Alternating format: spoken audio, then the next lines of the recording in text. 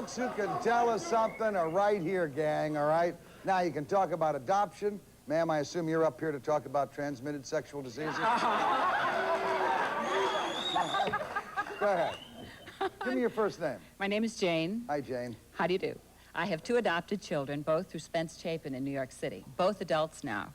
I've been approached by birth mother, for my son's birth mother when he was 14. She found us, we met his birth father, it was fine.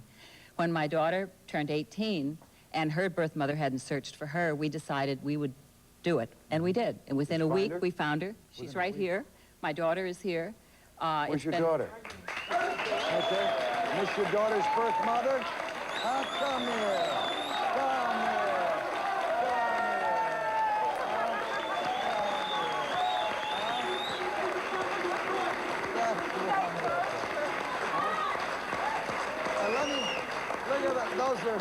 Those are happy tears, aren't they?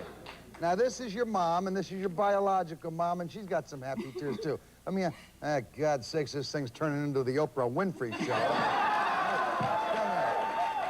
Let me ask you something. Knowing that this is the mom that gave birth to you, this is the mom who took care of you and raised you and gave you all the things that you needed, is this your mom, or is this kind of your best friend now? She's a friend. She's a friend. How do you feel about her? She's my friend, too. Your friend. Will you be friends for the rest of your lives? Mm-hmm. Good way to be, pal. Aww. Thank you very much. Nice story.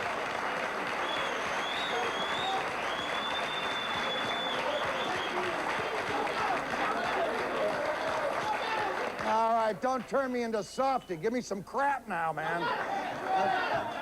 Man, go ahead, pal. Yeah, I'd like to address myself to Bill. And I'd just like to say that instead of trying to scare people with talk about kidnappings, I think maybe that you, who claim to represent these people in these situations, should listen to some of the stories that these people have told.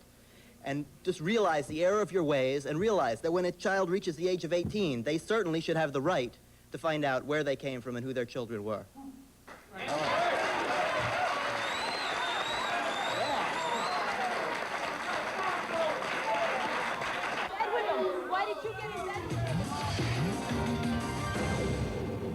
Well, the march launches a campaign by pro-choice organizations to rally public support as the Supreme Court prepares to hear a case challenging the 1973 Roe v. Wade decision that legalized abortion.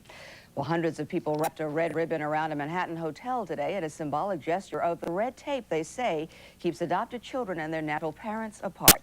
The demonstrators were in New York City for a conference sponsored by the American Adoption Congress.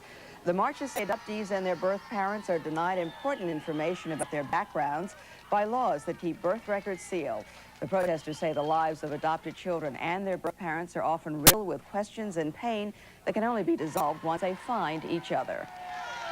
The need for me to know my mother and my past was the single most important life event for me. There's nothing that I've done in my life that makes me a more whole person than the simple fact of knowing who I am by who my forebears are. How much bureaucracy did you have to go through? Was there